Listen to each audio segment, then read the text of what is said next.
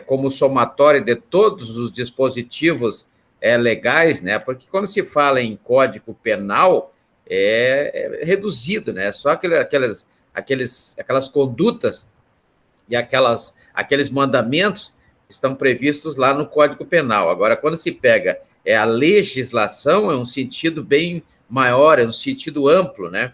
Todas aquelas ordens, aquelas imperatividades que surgem lá do poder legislativo, do poder executivo, do poder judiciário, todas aquelas ordens que são emanadas desses poderes com a finalidade de obrigar os administrados ou as pessoas a alguma coisa, e nós temos o sentido amplo a legislação. Não? Então, lei, basicamente, é aquilo que está lá no artigo 61 da Constituição Federal, né? Aquele imperativo que surge, que emana do poder legislativo. Mas temos outras ordens que vêm lá do poder executivo, que vêm lá do poder judiciário. Isso, na verdade, nós temos aí a chamada legislação. Né? Então, legislação é tudo. Legislação é tudo. São os decretos, são as instruções normativas do poder executivo, são as sentenças, as súmulas, as decisões lá do poder judiciário e também as leis do poder executivo.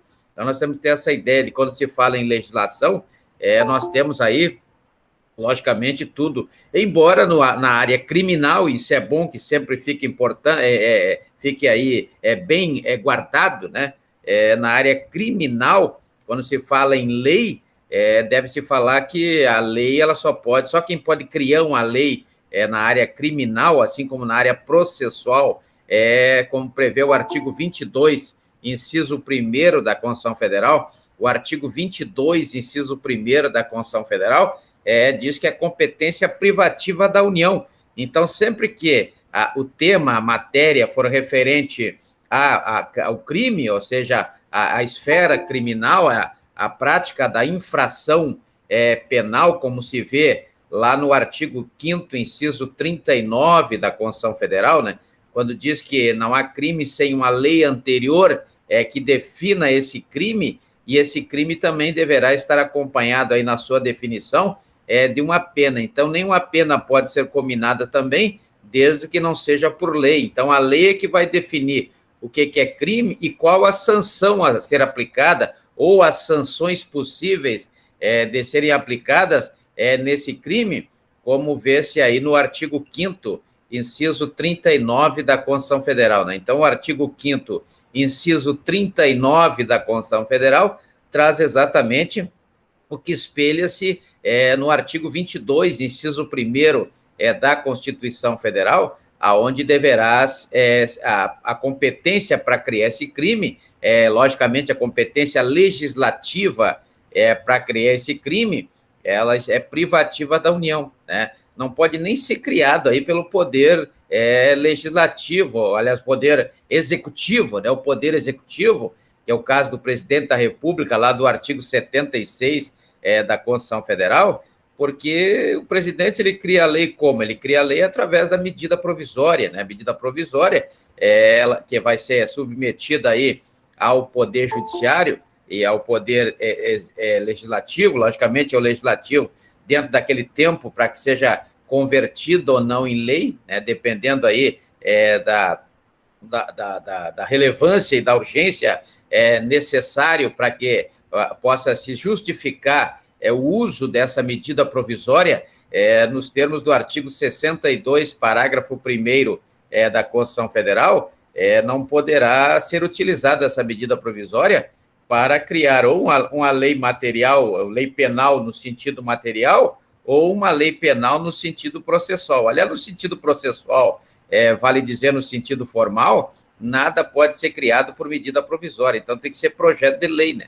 Então, o projeto de lei é que vai criar. E, logicamente, quando a Constituição Federal determina que criar leis versando sobre crimes e as sanções pertinentes a esses crimes, ela é de competência privativa da União, como prevê o artigo, deixa eu fechar isso aqui, o artigo 22, inciso 1º da Constituição Federal. Né? O artigo 22, inciso 1º, traz essa competência, e ela tem que ser por projeto de lei, porque não pode ser por medida provisória, como prevê o artigo 62, parágrafo 1º da Constituição Federal. Então, vejo que falou em crime, falou em lei criminal, né, tem que a competência privativa da União e não pode ser criada por medida provisória, né? Então, vejo que tem que ser criado aí a lei que vai trazer a distinção desse crime, como a conduta que vai caracterizar ou vai classificar esse crime e a consequente sanção, né? Aquelas 3 sanções previstas quando na esfera criminal. Muito bem. Então, nós temos aí, hoje nós veremos um aspecto interessante, porque é um aspecto que envolve o Poder Judiciário e o Poder Executivo, né? Uma vez que nós temos aí a sentença transitada em julgado como condição sine qua non para o cumprimento da prisão penal, né? A prisão penal, ela só vai começar a ser cumprida a partir do trânsito em julgado, né? Da sentença, aquela sentença criminal lá do artigo 381 do Código de Processo Penal, quando transitar em julgado, né? Então, veja que tem qual é o efeito jurídico disso? Por que tem que transitar em julgado? Na verdade, o que temos aí é essa balancinha, né? Já vimos qual é a função da balancinha. A balancinha, na verdade, ela serve para que qualquer pessoa que rompa aí o contrato social, ou seja, que rompa aquela linha imaginária estipulada lá no artigo 5º, inciso 2º da Constituição Federal, quando diz que ninguém é obrigado a fazer ou deixar de fazer alguma coisa senão em virtude de lei, né? Os senhores já estão familiarizados aí com esse artigo 5º, inciso 2º da Constituição Federal, e eu creio que já tenham pensado bastante sobre, né? É importante que tenham aí esse pensamento a respeito da intenção, do objetivo que existe nesse artigo 5º, inciso 2º da Constituição Federal, quando ele diz que ninguém é obrigado a fazer ou deixar de fazer alguma coisa, senão em virtude de lei. Então, só se faz aquilo que está na lei, é verdade? Só se faz aquilo que está na lei e só se deixa de fazer aquilo que está na lei para deixar de fazer, né? Então, nós temos aí essa balancinha. O que significa esta balancinha? Sabemos todos que toda vez que alguém comete essa infração, ou seja, rompe essa linha imaginária que é o Estado de Direito, o Estado tem que ir lá pegar essa pessoa, né, julgar essa pessoa, ou seja, realizar o devido processo legal, previsto no artigo 5º, inciso 54, e é um devido processo legal, por quê? Porque ao realizar o devido processo legal lá do artigo 5º, inciso 54 da Constituição Federal, deve ser observado aí o princípio do juiz natural, lá do artigo 5º, inciso 53, né?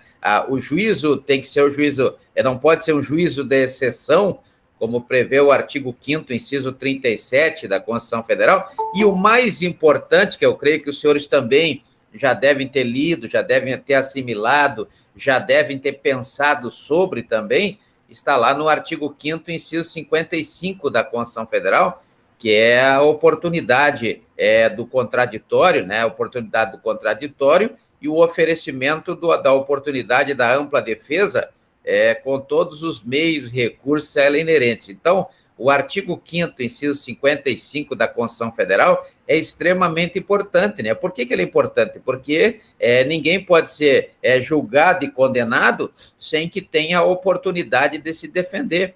Então, a defesa, ela é extremamente importante para a realização do devido processo legal, lá do artigo 5º, inciso 54 da Constituição Federal. Então, esse artigo 5º, inciso 55 da Constituição Federal deve ser extremamente conhecido, né, entendido, para que tenhamos êxito aí no devido processo legal. Logicamente, se não acontecer uma boa defesa, até o juiz poderá ou substituir a defesa ou tomar alguma providência, porque esse processo, nos termos do que prescreve o artigo 563, do Código de Processo Penal, estará sujeito à nulidade, ou seja, o processo poderá ser anulado por deficiência de defesa. Então, o Estado tem que garantir a paridade, né? A paridade é o quê? É o equilíbrio entre a acusação e a defesa. É uma das obrigações do Estado, né? Então, o Estado tem essa obrigação, e quando a defesa é mal feita, esse processo poderá ser, inclusive, anulado nos termos do artigo 563,